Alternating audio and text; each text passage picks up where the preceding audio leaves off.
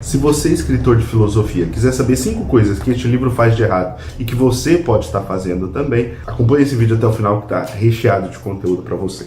Para ser sincero, este não é o primeiro vídeo que eu gravo a respeito desse livro, do Sentido da Vida, escrito pelo Leonard Sweidler, que é um professor de pensamento católico americano. Eu gravei um vídeo de 20 minutos e 27 segundos só reclamando desse livro, a respeito das 2 primeiras páginas. Se você quiser, eu vou deixar o card aqui em algum lugar para você clicar e assistir o vídeo, mas sendo bem sincero, eu não recomendo, isso daqui já vai ser o suficiente. O vídeo, como eu disse, vai ser dividido em 5 tópicos e eu vou explanar exatamente por que esse livro, na minha concepção, não devia nem ter sido escrito, quanto mais publicado. E tentar indicar para vocês coisas que vocês podem fazer para não cometer o mesmo erro que esse cara comete nesse livro.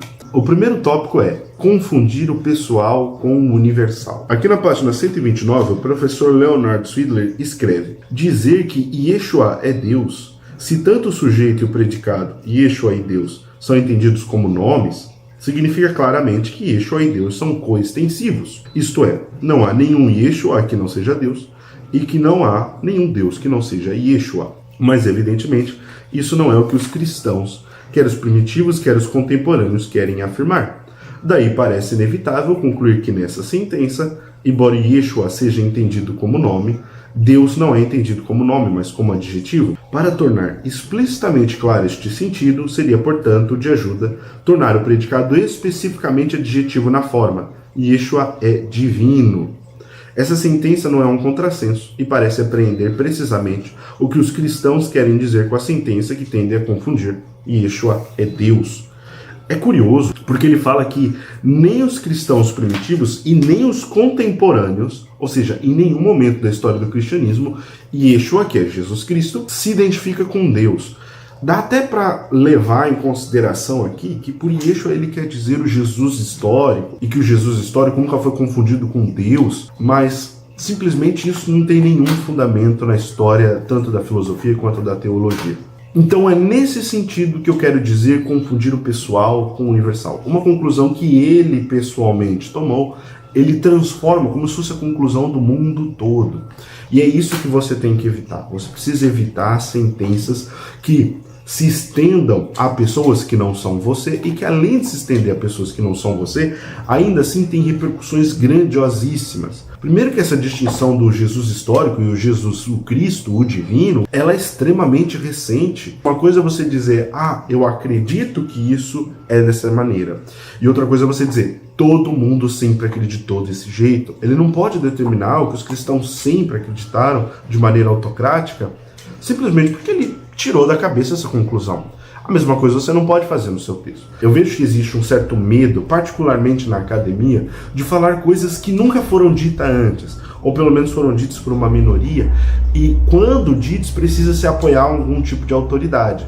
Eu não concordo exatamente com isso. Se você tem argumentos razoáveis para defender o seu ponto, vale muito mais você tentar defender honestamente o seu ponto do que apelar para uma autoridade que faz o contrário do que você espera. Ele não dá força ao seu argumento, mas ele enfraquece o seu argumento. Em contrapartida, você simplesmente dizer que todo mundo acreditou aquilo que você acredita, cara, isso não tem o menor fundamento. Se você estiver fazendo isso no seu texto, talvez alguém venha gravar um vídeo de 20 minutos e 27 segundos reclamando das primeiras 2 páginas do seu livro. O segundo tópico é: não torne o seu texto artificialmente maior. E aqui eu vou usar uma das 2 primeiras páginas, né? Na página 5, que é a primeira página, onde nós temos esse primeiro parágrafo imenso aqui, tá certo?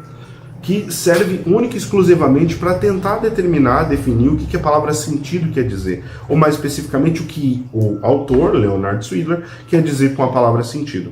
Eu não vou ler o texto inteiro aqui, porque eu já fiz um vídeo de 20 minutos e 27 segundos a respeito disso, e não tem porquê eu ler e resumir tudo isso, mas basicamente ele usa esse parágrafo inteiro aqui só para dizer que sentido é finalidade.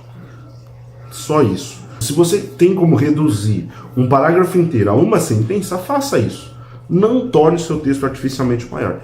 Os problemas já são suficientemente grandes para que você tenha a necessidade de aumentá-los ainda mais com encheção de linguiça para cumprir meta de página. Se você não tem capacidade suficiente para desenvolver o seu texto, o tamanho suficiente para aquilo que precisa ser, como por exemplo um artigo, ou mesmo um TCC, enfim, simplesmente não escreva, ou estude mais. Mas não torne artificialmente maior. Eu, sem brincadeira, devo ter perdido uns 5 minutos só falando o como todo esse parágrafo aqui era desnecessário e podia ser resumido a uma sentença. Sentido é finalidade. Pronto, acabou, não precisa mais do que isso. É esse o sentido que eu quero dar para a palavra sentido. Não tinha necessidade daquele parágrafo imenso. Mas o autor aqui, por algum motivo, quis esticar além do necessário. Talvez para cumprir meta de página, já que a gente sabe que tem determinadas editoras que cobram isso. Eu não sei qual é a editora original, mas foi publicado lá nos Estados Unidos, então não importa. O terceiro erro é meio que complementar do segundo, que é não torne as coisas mais complicadas do que são. Já existem problemas grandes o suficiente para você querer aumentar o problema. Uma pessoa que é fatalmente conhecida por causa disso é o Heidegger. Heidegger é um escritor extremamente prolixo. Tudo que ele faz de uma maneira complicada. Eu, particularmente, curto o estilo do Heidegger, mas ele é conhecido por ser obscuro, né? Excessivamente obscuro, excessivamente exagerado. E aqui eu posso demonstrar também na seguinte frase.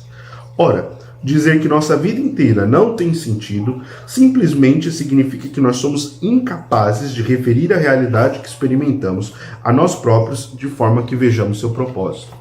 Cara, eu consegui, de novo, reduzir toda essa frase que ele quis parecer super complicado, super intelectualoide. Eu consegui reduzir em uma sentença também, do mesmo jeito que eu fiz com um parágrafo inteiro na página anterior. Basicamente o que ele disse é: dizer que a vida não tem sentido é dizer que você não vê sentido na vida. Se sua frase pode ser simples, não complique, não tem por que complicar. Textos de filosofia, o assunto da filosofia já é excessivamente complicado.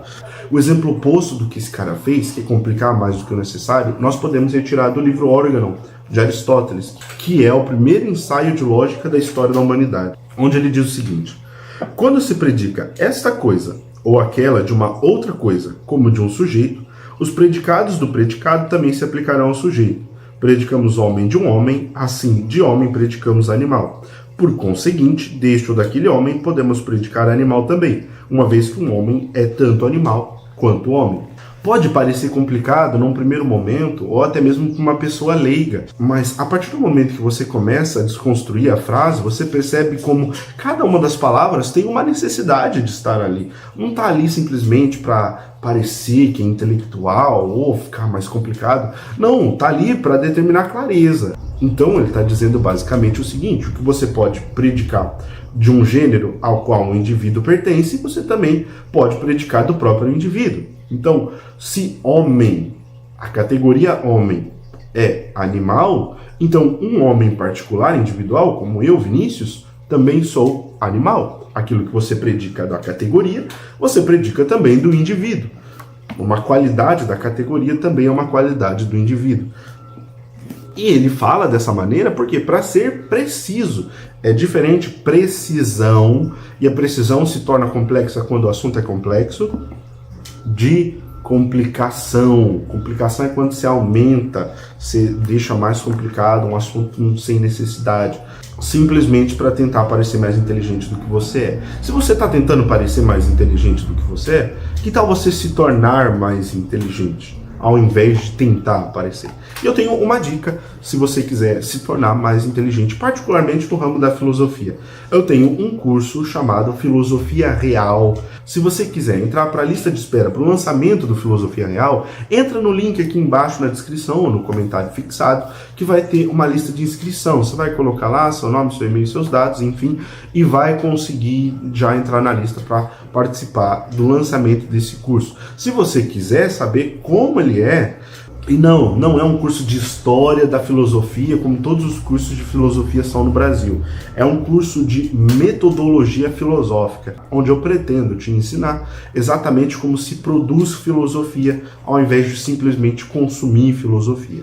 Se você ficou interessado, entra na lista de ansiosos aqui na descrição ou no comentário fixado. O quarto erro que você pode estar cometendo no seu texto é complementar com o terceiro também, que é não entender o que o seu texto diz. Um dos motivos para você tentar complicar mais do que o necessário é o fato de que você não entende o que você diz. Ou você está tentando demonstrar para alguém um intelectualismo que talvez você não tenha, ou você está tentando se autoafirmar para si mesmo. Cara, filosofia não tem necessidade disso. Como eu já disse, ela é um assunto complexo por si só. Se você não está entendendo o que você está colocando no texto, ou pelo menos se as pessoas não estão entendendo o que você está colocando no texto, você pode pedir para alguém ler o seu texto. Se ela não estiver entendendo, porque o assunto é cabeçudo, tudo bem, eu entendo, porque a maior parte das pessoas não se interessa por filosofia.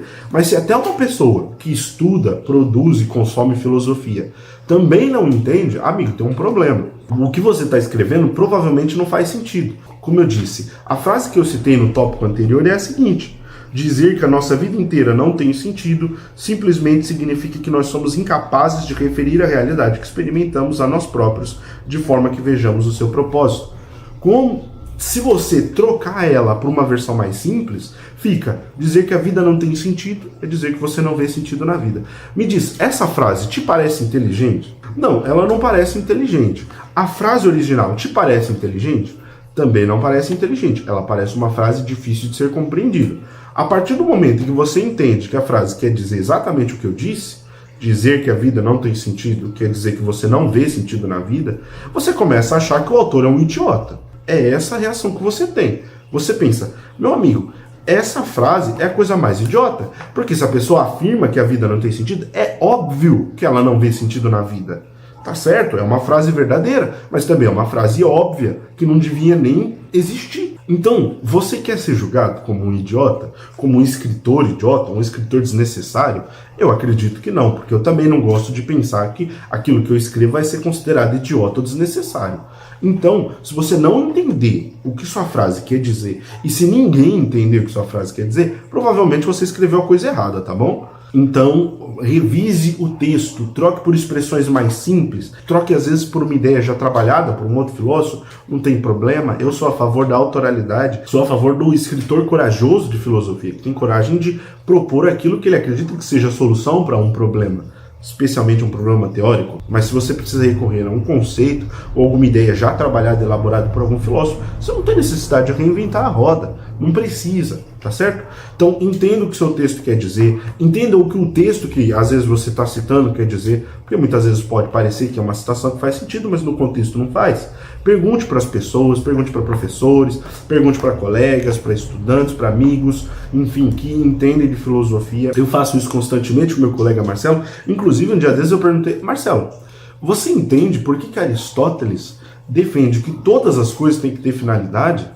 E ele falou para mim a opinião dele. Eu falei: pô, faz sentido. Então não tem nenhum problema você perguntar para as pessoas qual o significado das coisas, especialmente se você não tem a mínima ideia. A vergonha não tem nada a ver com produção filosófica. Uma produção filosófica tem que vir de uma pessoa necessariamente humilde, uma pessoa que tem coragem de admitir que não sabe, como, por exemplo, as pessoas atribuem a Sócrates a frase "só sei que nada sei", apesar dele nunca ter dito isso. O quinto erro que eu vou tratar nesse vídeo é fazer um texto gororoba. O que é um texto gororoba? Bom, começa pela pergunta: o que é uma gororoba? Aqui onde eu moro é aquele resto de comida que tem na geladeira. Então, você pega o arroz de ontem, macarrão, joga tudo numa panela, mistura, bate, fica aquela coisa horrorosa, feia. Às vezes fica até gostoso, mas enfim, não fica apresentável. O nome daquilo, aqui onde eu moro, é gororoba, que é a mistura de tudo que sobrou de comida. Por que o texto desse cara é gororoba? Porque ele mistura tudo. Para defender a ideia de um sentido da vida, ele tenta defender uma ideia de diálogo entre as religiões. E aí ele tenta, misturar cristianismo, budismo, judaísmo, islamismo, marxismo, tudo num balaio só. Fica uma coisa horrorosa. No começo do livro você acha que está lendo uma coisa. No meio do livro você se pergunta: que diabo que eu estou lendo? E no fim do livro você se pergunta: que diabo foi que eu li? Porque é um texto gororoba, cara. Isso aqui é um monte de ideia junta, dá a entender que ele não tem nada para propor, então ele simplesmente jogou tudo que ele sabia dentro de um texto que no final virou esse livro aqui, que na minha concepção não é um livro bom. Então, se você quiser escrever um livro razoavelmente bom, eu defendo que você elabore uma ideia do começo ao fim. Aqui o órgão, a gente sabe que esse livro não foi inteiro escrito por Aristóteles na maneira como ele é apresentado para hoje. Isso aqui é uma edição que foi feita depois, pegaram vários textos dele sobre o tema e juntaram em uma única obra chamada Órgão. São muitos livros reunidos aqui sobre o mesmo tema. E é justamente por isso que acharam interessante unir todos eles em uma única obra. Se você não consegue reunir diversas ideias ao mesmo tempo e fazer parecer que aquilo tem uma união orgânica, que aquilo de fato tem uma unidade temática razoável, cara, não escreve um texto gororó. O seu texto não pode ser simplesmente um acumulado, a menos que seja uma antologia, né? Uma antologia poética, uma antologia de ideias, né? Ou uma reunião de palestras. Só que mesmo essas palestras seria razoável, se você está escrevendo, você juntar palestras ou juntar conferências, enfim, apresentações que você fez, que tenham um fio condutor a respeito de um tema específico, né? Por exemplo, tem um livro sobre ensaios e palestras do Heidegger. Como eu falei, eu gosto do Heidegger, eu acho o jeito que ele escreve interessante, divertido, apesar de ser estranho, mas ele gosta de tratar sobre os assuntos que meio que estão em todas as obras dele, em todas as palestras que ele faz, que é ontologia, a questão da técnica e ciência. É uma coisa que meio que está em tudo que ele produz. Então, tem um livro chamado Ensaios e Palestras que meio que trata sobre esses assuntos, que são os assuntos principais daquele filósofo, tá certo? Agora, se for para você juntar tudo no mesmo balaio e fingir que tá tudo certo, cara, só não faz. Só não faz.